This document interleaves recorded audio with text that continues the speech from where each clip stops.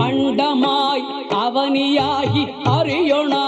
பொருளதாகி தொண்டர்கள் குருவுமாகி புகழறு தெய்வமாகி எண்திசை போற்ற நின்ற என்னருள் ஈசனான பெண்திரள் சரவணத்தான் தினமும் என் சிரசை காக்க அண்டமாய் அவனியாகி அறியொணா பொருளதாகி தொண்டர்கள் குருவுமாகி புகழறு தெய்வமாகி எண்திசை போற்ற நின்ற என்னருள் ஈசனான பெண்திரள் சரவணத்தால் தினமும் என் சிரசை காக்க